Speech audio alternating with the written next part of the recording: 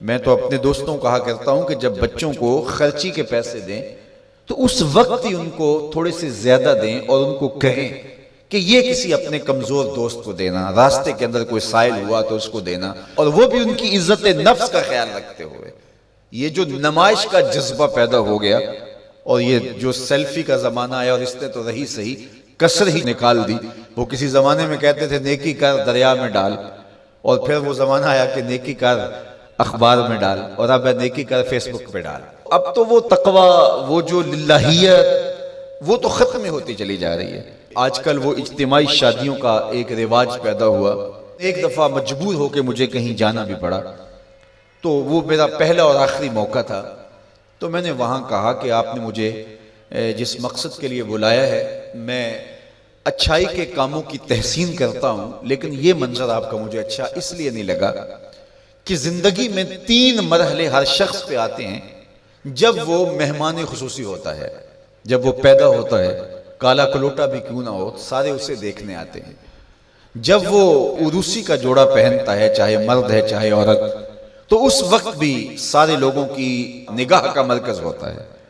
اور تیسرا، جب سفید کفن اوڑھ کے آخری منزل کی طرف چلتا ہے تو سارا شہر کہتا ہے چلو اس کا منہ دیکھائیں، بلکہ اس کا یہ پروٹوکول ہے کہ امام کعبہ بھی ہو تو وہ پیچھے کھڑا ہوگا، اس کے جنازے کو آگے رکھا جائے گا۔ یہ اس کا اعزاز ہے، یہ اس کی تکریم ہے۔ وقت کا غوث بھی ہو تو وہ بھی پیچھے کھڑا ہوگا، اس کا جنازہ آگے رکھا جائے گا، یہ اس کا اعزاز ہے۔ تو میں نے کہا یہ 3 موقع ہوتے ہیں کسی کمزور سے کمزور، غریب سے غریب، عاجز سے عاجز شخص کے لیے بھی عزت کے، اور آج آپ نے ان سے یہ موقع بھی چھین لیا کہ اسٹیج کے اوپر مخیر حضرات بیٹھے ہیں، اور ایک قطار میں بیٹیاں بیٹھی، اور ایک قطار میں جو ہے وہ دلہے بیٹھے ہیں، اور ان سب کے رشتہ دار سامنے، باراتی 20-20 40-40 لوگ آئے ہوئے ہیں۔ تو ان سب کی غربت کا ہم عملاً مذاق اڑا رہے ہیں۔ آج یہاں میں کسی کے چہرے کے اوپر خوشی نہیں دیکھ رہا، اگر مسکراہٹ ہے تو وہ مصنوعی مسکراہٹ ہے۔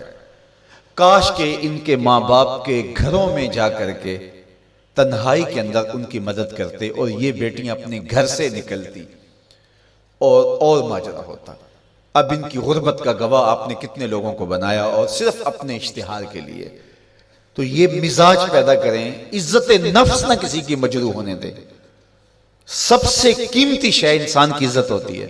کبھی آپ نے دیکھا ہو بارش پڑی ہو اور کیچڑ ہو اور کوئی بندہ پھسل کے گر جائے تو وہ بعد میں دیکھتا ہے کہ مجھے چوٹ آئی ہے کہ نہیں، پہلے یہ دیکھتا مجھے کسی نے دیکھا تو نہیں۔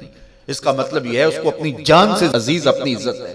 تو مت کسی کی عزت پہ انگلی اٹھائیں، مت کسی کی تذلیل کا سبب بنے، مت کسی کی رسوائی کا ذریعہ بنے۔ لوگوں کو عزت دیں۔ جب تک غلامی موجود رہی، حضور نے فرمایا کہ جو خود کھاتے اسے کھلاؤ، جو خود پہنتے اسے پہناؤ۔ وہ تمہارے بھائی لگتے ہیں، ان کے ساتھ حسن سلوک کرو۔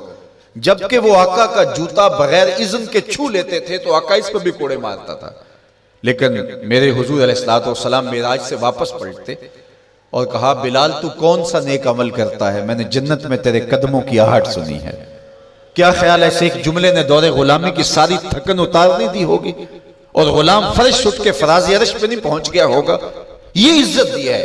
علامہ اقبال علیہ رحمہ نے وہ جو ابو جہل کا کعبے کے پردے کو پکڑ کے زاروں کے تار رونا ہے اور حضور کے خلاف رب سے شکایت کرنا ہے، وہ لکھا ہے۔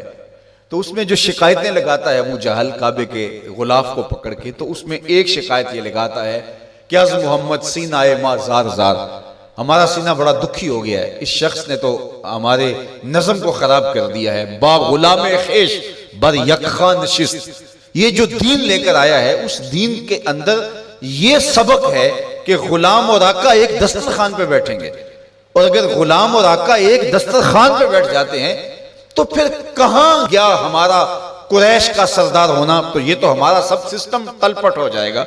لیکن میرے حضور یہ دین لے کر آئے تھے، انسان کی بنیادی عزت کو بحال کرنا تھا، اور حجۃ الوداع کے موقع پر حضور نے پاؤں تلے جس طرح کسی چیز کو روندا جاتا ہے اس طرح کچلتے ہوئے فرمایا آج کے بعد میں تفاخر ختم کرتا ہوں، کسی عربی کو اجمی پر، کسی اجمی کو عربی پر کوئی فخر نہیں ہوگا، کوئی فضیلت نہیں ہوگی، نہ کالے کو گورے پر اور نہ گورے کو کالے پر۔ فضیلت کا معیار کیا ہے؟ ان اکرمکم عند اللہ اتقاکم، جو متقی ہوگا اللہ کے نزدیک وہی عزت والا ہوگا۔